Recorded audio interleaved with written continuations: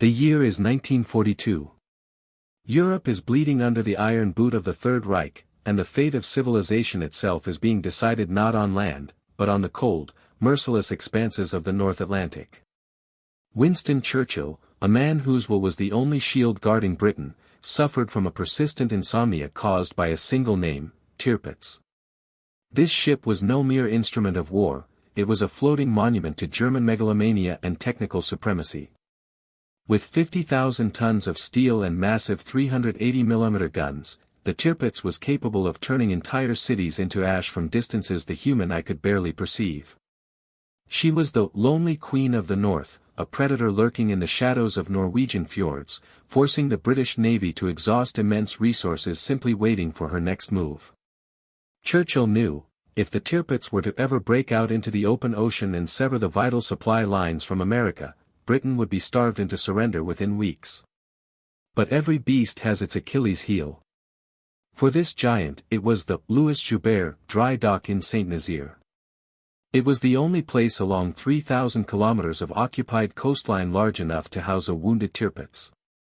British strategists, in secret, smoke-filled rooms in London, under the flickering light of lamps, made a decision that bordered on madness. If they could not sink the ship in the ocean, they would destroy her only home in France, regardless of the cost in blood. Saint-Nazaire in the spring of 1942 was not just a harbor, it was the most heavily guarded jewel of Hitler's Atlantic Wall, a symbol of German invincibility that struck fear into anyone who dared approach. Situated strategically at the mouth of the mighty Loire River, the city had been transformed into a hive of concrete and steel. More than 5,000 elite German troops, veterans who had survived the hell of the Eastern Front and the Norwegian campaigns, held their fingers on the trigger 24 hours a day. Every square meter of the coast was covered by a network of fire that defied logic. There were batteries of the legendary 88-foot guns, which could hit a seagull in flight with eerie precision, supported by massive coastal howitzers hidden in reinforced bunkers capable of withstanding the heaviest aerial bombardments. The Germans were so confident in the impenetrability of their fortress that they openly mocked any idea of a seaborne raid. They believed the shallows of the Loire, filled with sandbanks and shifting currents, were a natural barrier that no Allied ship could navigate without becoming grounded and turned into a burning wreck. This blind arrogance, this sense of absolute superiority over both nature and the enemy, would be the crack in their armor that the British would exploit with brutal precision. While German officers relaxed and requisitioned French chateaux, convinced of their safety, a plan was being born in strictly guarded British shipyards that was so daring many in the Admiralty considered it pure suicide. They called it Operation Chariot. The British had no modern ships to spare, so they turned to historical cunning and engineering improvisation. They chose the HMS Campbellton, an obsolete four-stack destroyer that smelled of oil and age, a ship that should have been sent to the scrap heap long ago. Under the veil of deepest secrecy, workers labored in 3 shifts to transform her into a ghostly apparition. They cut down her funnels and mounted new, raked ones to perfectly mimic the silhouette of a German, Mao-class destroyer from a distance, through fog and smoke. But the true, lethal secret lay hidden deep within the hull, just behind the bridge. There, in concrete-lined steel boxes, they packed 4 tons of amytal, an explosive powerful enough to level a mountain. She was no longer a ship, she was a massive, floating time bomb destined to be delivered straight into the lion's mouth.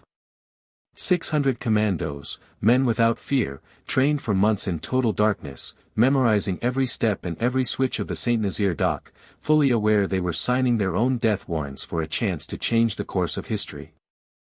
The night of March 28, 1942, was moonless, and the air was heavy with the scent of salt and impending catastrophe.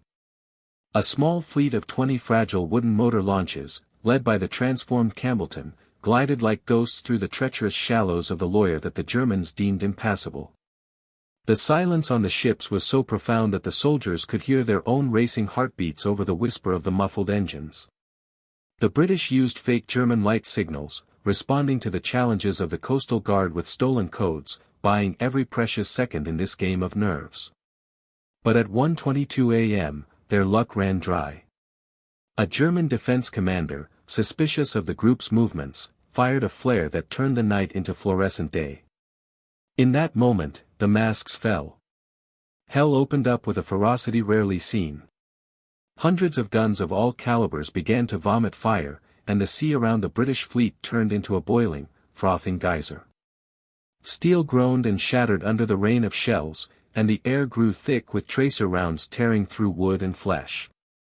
Campbelltown was at the center of that storm, hit dozens of times, but her sailors did not take their hands off the wheel, looking only forward at the concrete wall that was their target. Stephen Beatty, commander of the Campbelltown, stood on the bridge as white-hot iron whistled around him and the smell of gunpowder mingled with the scent of blood. The ship was burning in several places, the deck had become slick, but the command was one and only, full speed ahead.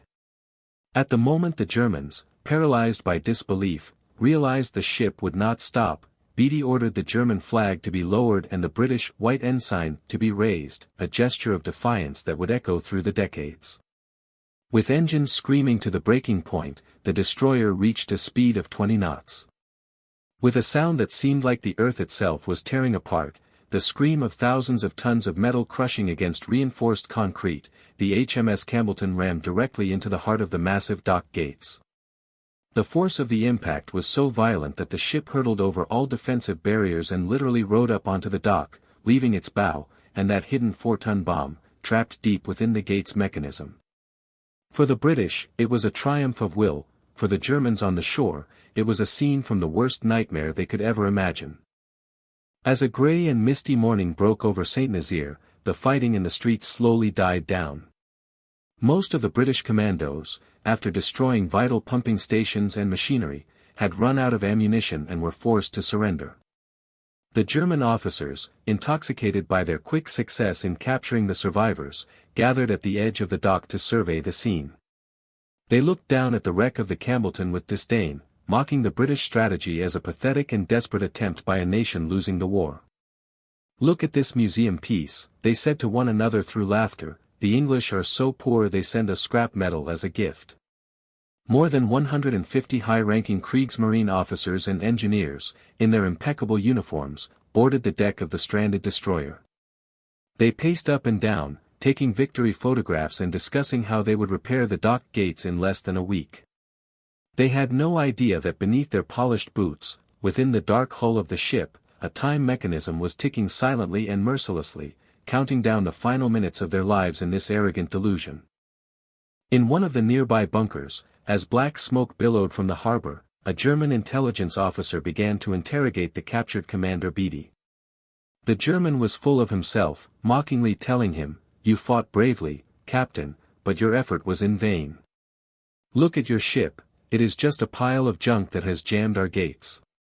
Our Tirpitz will still have its home, and you will rot in captivity." Beatty, who was listening to the invisible clock in his head every second, calmly looked up and met the German's eyes. A faint, almost pitying smile appeared on his exhausted face. He slowly uttered a sentence that would become legendary: "Perhaps you are not as certain of your victory as you think. Wait just a few more minutes, sir, and you will see the true strength of Britain." The German officer looked at him with contempt, dismissing it as the rambling of a defeated man, completely unaware that at that very moment, the fuse on the Campbelltown had just finished its countdown.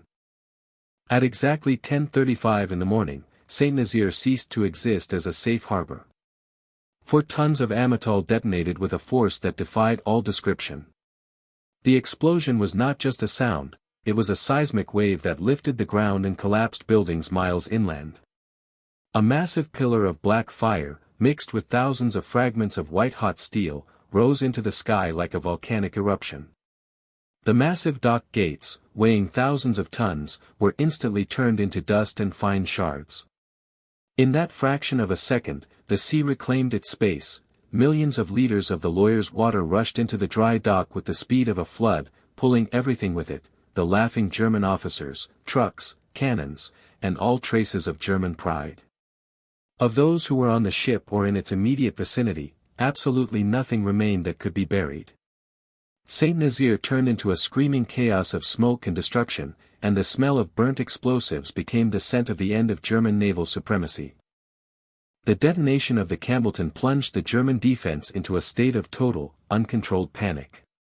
Convinced that the massive explosion was the signal for the start of a general Allied invasion of France, the German soldiers lost all semblance of order. They began firing at anything that moved, terrified that commandos were still hidden in every shadow. In this general madness, tragicomic and bloody skirmishes broke out where German units fired upon one another, believing they were fighting the British. A few hours later, the situation was further worsened by the explosion of 2 delayed action torpedoes the British had left at the entrance of the submarine base. These aftershocks threw the Germans into even deeper despair and paranoia. The city was in flames, the harbor was blocked by wreckage, and the sense of the Third Reich's untouchability vanished in a single morning, replaced by a fear that would never again recede from their eyes. The British prisoners, watching this hell through the bars of their cells, knew that their comrades who had fallen had gone down in history as victors. When the dust finally settled and the fire died out, the reality of the situation hit Berlin like a heavy hammer. The dry dock at Saint-Nazaire was completely, absolutely destroyed and unusable, and it would remain so until the end of the war in 1945. For Hitler and his high command, this was a death blow to their dreams of ocean control. Without a place to be repaired, the Tirpitz never again, until the very end of its existence, dared to leave the safety of the Norwegian fjords and engage in open battle. She remained trapped, a giant steel target that drained resources and patience, until British Tallboy bombers finally capsized and sank her years later. One old, rusted destroyer and a handful of incredibly brave men did what entire fleets and armadas could not. Operation Chariot became proof that history is not written only by numbers and mass, but by cunning, heart, and the will to perform the impossible.